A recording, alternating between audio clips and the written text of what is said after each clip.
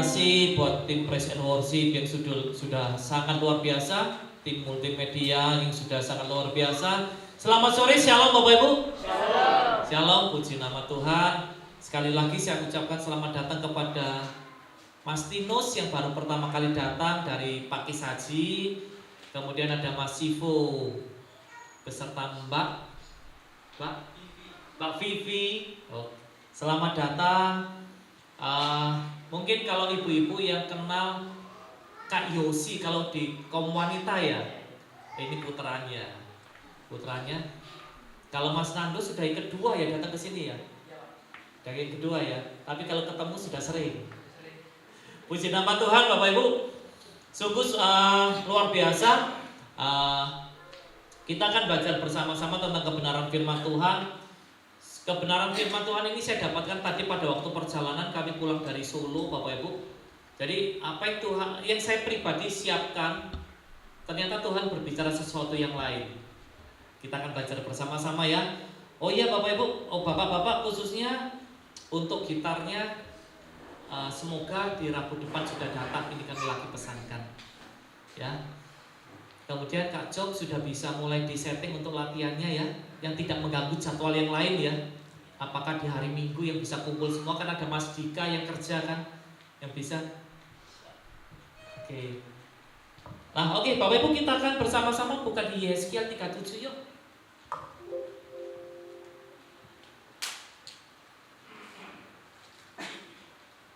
Yeskiel 37 ayat yang mulai ayat yang pertama kita akan baca bersama. Di sini tentang kebangkitan Israel. Oke, di depan sudah ditayangkan, jadi tidak perlu pakai kacamata.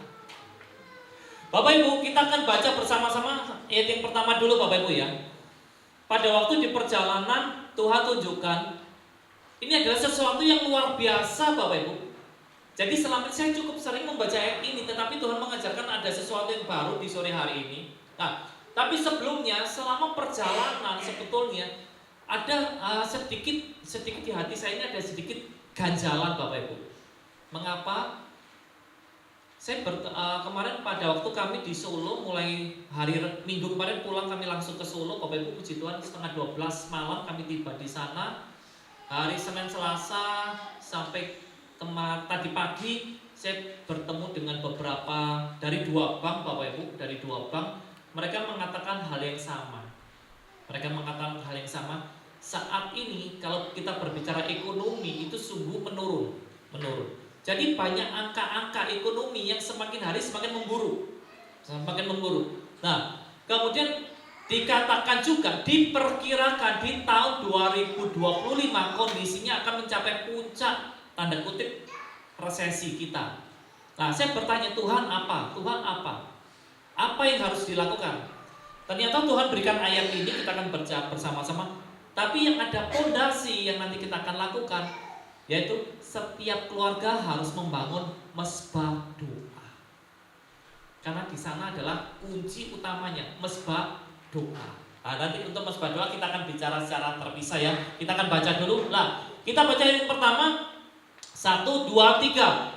Lalu kekuasaan Tuhan meliputi aku, dan Ia Tuhan membawa aku keluar dengan perantaraan Roh-Nya dan menempatkan aku di tengah-tengah lembah, dan lembah itu penuh dengan tulang-tulang. Nah, di sini sesuatu yang menarik. Ayat pertama dulu ya. Di sini dimulai dengan apa? Ayat apa? Lalu kekuasaan Tuhan. Dimulai dari apa? Kekuasaan siapa? Tuhan. Nah, kemudian diperjelas lagi kekuasaan Tuhan kemudian dengan perantaraan Roh-Nya.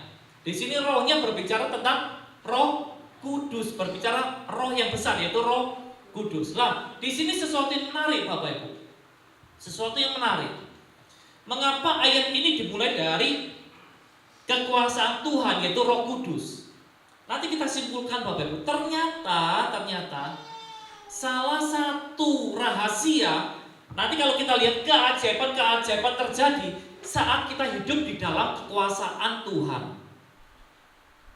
Nah, kekuasaan Tuhan dilihat dari apa? Penyertaan Roh Kudus. Bapak Ibu, kita pastikan hidup kita sudah di dalam kekuasaan Tuhan ataukah belum. Cara ngeceknya sederhana Bapak Ibu. Cara ngeceknya sederhana. Bapak Ibu dan saya pada waktu Anda emosi, contoh ya, pada waktu Anda emosi, yang keluar dari mulut itu kata-kata hujat atau kata-kata firman.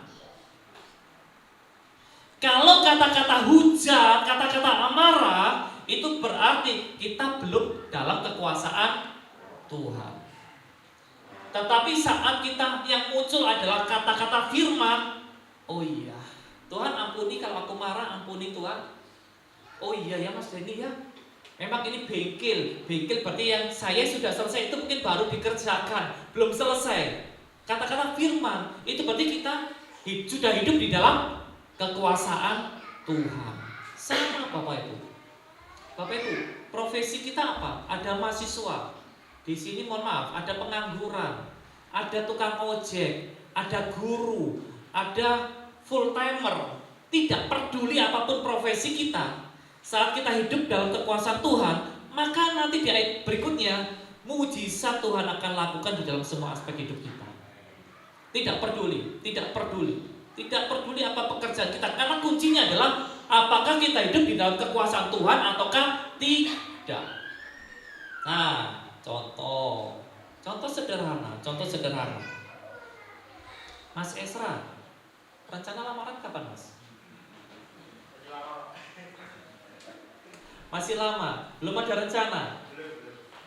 Tapi saat Mas Esra membawa doa, membawa calon istri di dalam doa, dalam kekuasaan Tuhan, tidak akan pernah ada ketakutan dalam masuk dalam rumah tangga. Kita yang sudah masuk, Pak Parmo sudah berapa tahun? Sudah 50. Di bulan apa Pak?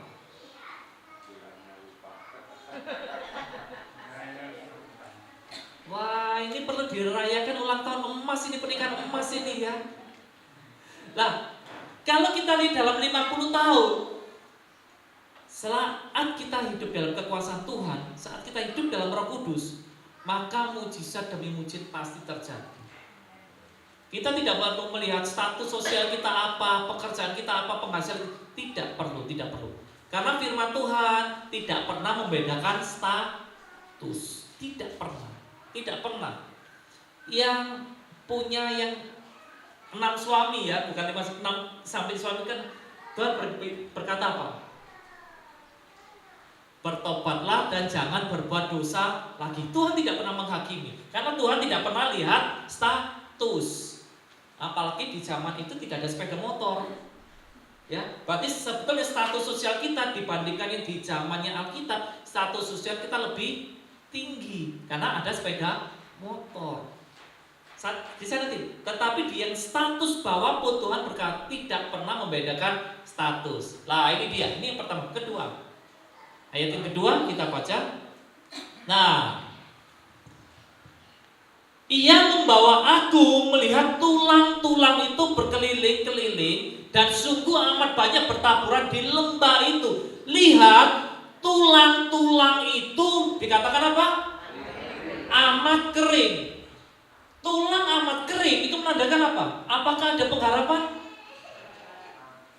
Menandakan tidak ada pengharapan. Lah, di sini Bapak Ibu, Anda dan saya ada kayak tulang-tulangnya amat kering, sangat kering, adakah? Angkat tangan. Ada? Tidak ada ya? Puji nama Tuhan kalau tidak ada Bapak Ibu. Nah, ini dikatakan satu kondisi berarti yang jauh lebih parah daripada kondisi kita. Bisa katakan ya, amat kering. Berarti kondisinya jauh dan sangat parah dibandingkan kita. Oke, ayat ketiga. Nah, lalu ia berfirman kepadaku, hai anak manusia ya kepada Yesus, dapatkah tulang-tulang ini dihidupkan kembali? Aku menjawab, ya Tuhan Allah, Engkaulah yang mengetahui. Ayat keempat. Nah, ini yang menarik. Bapak Ibu, sebelum saya lanjutkan, menurut Anda yang menarik di ayat keempat ini apa? Ditayangkan lagi. Apa yang menarik? Ayat yang pertama dimulai dari dengan kekuasaan Tuhan, dengan perantaraan rohnya. Ya, begitu ya. Dimulai dari Tuhan dulu. Tetap kemudian Yeskiel melihat tulang-tulang itu kering dan amat kering yang sangat banyak berserakan. Di ayat keempat, lah ini dia Bapak Ibu yang menarik. Lalu firman-Nya siapa? Kepadaku, yaitu kepada Yeskiel ya. Nah, kemudian apakah dikatakan bernubuatlah Tuhan? Apakah dikatakan itu? Tidak. Ayo kita baca sama-sama ya. Kita baca sama-sama. 1, 2, 3. Lalu firman-Nya kepadaku, bernubuatlah mengenai tulang-tulang ini dan katakanlah kepadanya, hai tulang-tulang yang kering, dengarlah firman Tuhan. Di ayat ini yang bernubuat siapa? Oke. Bapak Ibu, kalau saya tanya, nanti Bapak Ibu, yang bernubuat siapa? Katakan nama Anda masing-masing ya. Karena firman ini juga untuk kita ya. Bapak Ibu, di ayat keempat yang bernubuat siapa? Nah, kita sendiri, saya, Denny. Ya. Nah, ini sesuatu yang menarik Bapak Ibu. Sesuatu yang menarik. Mengapa yang bernubuat itu bukan Tuhan? Mengapa kita? Kunci yang pertama, karena kita, Yeskiel pada waktu itu sudah hidup di dalam kekuasaan Tuhan dan dalam Roh Kudus. Dan saya sungguh bersyukur Bapak Ibu, kita di sini semakin hari atmosfer Roh Kudusnya semakin kental ya. Hubungan kita dengan Roh Kudus semakin dekat. Bapak Ibu merasakan enggak? Iya, perlahan ya. Nah, Bapak Ibu, berarti ayat ini ya, ayat keempat ini akan kita nikmati bersama-sama. Karena syarat pertama sudah dipenuhi, yaitu kita hidup di dalam kekuasaan dan Roh Tuhan. Maka di sini kan bernubuatlah kepada tulang-tulang ini. Bapak Ibu, kita pernah tidak mengalami satu kondisi yang contoh ya, secara keuangan kita sudah kepepet, pernah tidak? Pernah tidak mengalami suatu kondisi yang seolah-olah tidak ada jalan keluar? Pernah tidak kita mengalami suatu kondisi yang menyakitkan seolah-olah kita sudah tidak bisa ngomong apa-apa lagi? Kalau itu terjadi, maka firman Tuhan ini mengatakan, bernubuatlah kepada tulang-tulang kering di dalam nama Tuhan Yesus. Hai ekonomiku, hai berkat mengalirlah dari keempat penjuru mata angin. Di dalam nama Tuhan Yesus, darah Yesus mengalir, engkau memenuhi hidupku dengan berkat-berkat Tuhan. Bernubuat. Pada saat kita sakit hati, maka bernubuatlah di dalam nama Tuhan Yesus. Tidak ada lagi roh sakit hati yang hinggap dalam hidupku. Tidak ada lagi roh sakit hati yang membuat berkatku tersumbat. Tidak ada. Di dalam nama Tuhan Yesus tidak ada pintu yang tertutup, tidak ada jalan, tidak ada sungai yang kering. Semua dipenuhi dengan berkat Tuhan. Kita sama Tuhan diberi hak istimewa untuk bernubuat. Tapi asal di ayat pertama dipenuhi. Ya Bapak Ibu ya. Ini sesuatu yang menarik. Contoh, Pak Pur sudah bisa main gitar? Oke, makanya Pak Pur lakukan apa selain latihan dengan Kak Job nanti? Yang bisa dilakukan apa kira-kira? Bernubuat. Di dalam nama Tuhan Yesus, Tuhan berikan aku hikmat untuk memainkan gitar ini. Di dalam nama Tuhan Yesus, Tuhan berikan aku pujian yang daripada surga sendiri, sehingga aku bisa menyembah Kau. Bernubuat. Memang latihan, bukan berarti bernubuat tiba-tiba langsung wah dong mainnya seperti Kak Andre, enak gitu ya. Enggak, tidak. Atau katakanlah Pak Darsono pingin belajar keyboard, tiba-tiba seperti Mas Bagus langsung enak tanpa lihat, cuma gini aja. Ini seperti punya mata sendiri. Ya tetap belajar, tetapi bernubuat. Ya, Bapak Ibu ya. Nah, sehingga kita doakan Bapak Ibu, mengakhiri tahun 2024 tidak ada lagi yang namanya tulang-tulang kering. Termasuk Bapak Ibu, kalau katakanlah di tengah-tengah kita tidak ada tulang kering, kita lihat sekeliling kita. Di sekeliling kita masih ada tidak tulang-tulang kering? Ada ya? Sama banyak. Tumpangi tangan, doakan, bernubuatlah. Pak Darsono bernubuat, sepanjang sumber Suko 50% daripada penghuni sumber Suko akan bertobat. Bernubuat iya, bisa. Jadi Bapak Ibu, ikut Tuhan itu sederhana, tidak perlu S1 teologi, tidak perlu S2 teologi, tidak perlu mikir tugas, nggak perlu Bapak Ibu. Yang penting hidup dalam kuasa Tuhan dan Roh Kudus. Kecuali mau jadi makeup artis ya memang harus belajar ya Mbak Siska. Nah, atau kalau mau seperti Mas Sifu, Bapak Ibu kalau Tuhan mendaki di ibadah berikutnya Mas Sifu akan membantu pelayanan kita dengan saksofonnya. Kita doakan ya. Kerasan di sini Mas Sifu ya, dan Mbak Vivi ya, dan Mas Tinus ya. Kemudian sama Mas Nando. Mas Nando akan kuliah di Malang. Semoga jadwalnya tepat. Jadi bisa membantu kita di sini. Kemudian Mas Sifu nanti akan satu rumah dengan Mas Sifu, Mas Nando itu. Mereka akan satu rumah di Malang, Bapak. Tapi kalau sama Mbak Vivi tidak boleh satu rumah dulu. Belum. Nah, oke, next. Nah, ayat kelima, beginilah firman Tuhan Allah kepada tulang-tulang ini, aku memberi nafas hidup di dalammu supaya kamu hidup kembali. Bapak Ibu, kalau coba kita tengok kanan kiri, masih adakah yang di dalam keluarga kita yang masih belum hidup kembali? Yang secara iman dia seolah kering, mati. Kalau itu terjadi, Bapak Ibu bernubuat ya. Bung Hatmi ini bernubuat ya. Bernubuat di dalam nama Tuhan, disebutkan satu persatu, anak cucu menantunya disebutkan satu persatu. Aku panggil engkau, Tuhan memberi nafas hidup ke dalam hidupmu. Engkau akan kembali menjadi milik kepunyaan Allah. Bernubuat. Kita bernubuat. Termasuk katakanlah mungkin anak cucu menantu kita yang belum bernubuat Bapak Ibu. Mereka akan hidup kembali secara roh. Akan hidup kembali.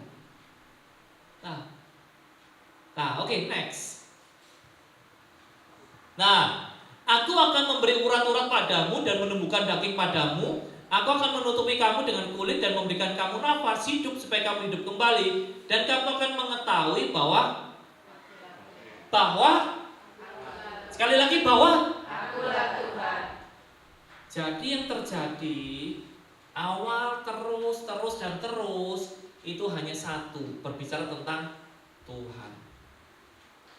Anak cucu kita, menantu kita bertobat menyembah Tuhan itu untuk siapa?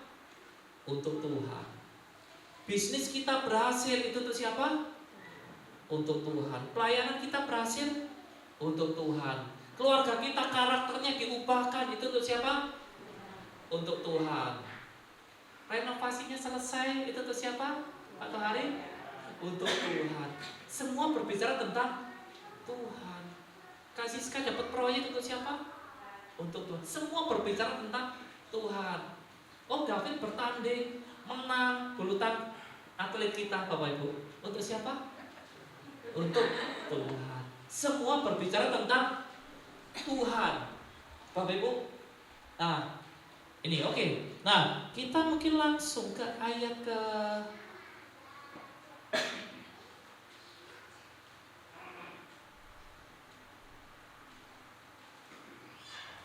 kita langsung ke ayat terakhir aja ya. Ayat terakhir. Nanti Bapak Ibu bisa baca sendiri Bapak Ibu ya.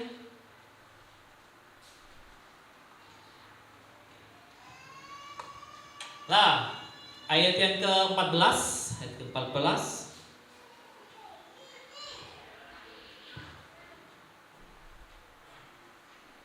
Baik, kita akan baca bersama-sama. 1, 2, 3. Aku akan memberikan rohku ke dalammu sehingga kamu hidup kembali, dan aku akan membiarkan kamu tinggal di tanahmu, dan kamu akan mengetahui bahwa aku Tuhan yang mengatakannya dan membuatnya. Demikianlah firman Tuhan. Lah, Bapak Ibu, di sini aku akan memberikan rohmu. Jadi kunci dari semua keberhasilan kita, kunci dari semua hidup kita, kunci dari semua pelayanan kita, kunci dari promosi kita itu siapa? Tuhan. Tidak ada yang lain, Bapak Ibu. Tidak ada yang lain. Tidak ada yang lain. Memang Bapak Ibu, ada banyak hal yang harus kita lakukan, persiapkan secara logika, secara profesional harus. Tetapi secara fondasi itu adalah dari Roh Tuhan, dari Tuhan sendiri.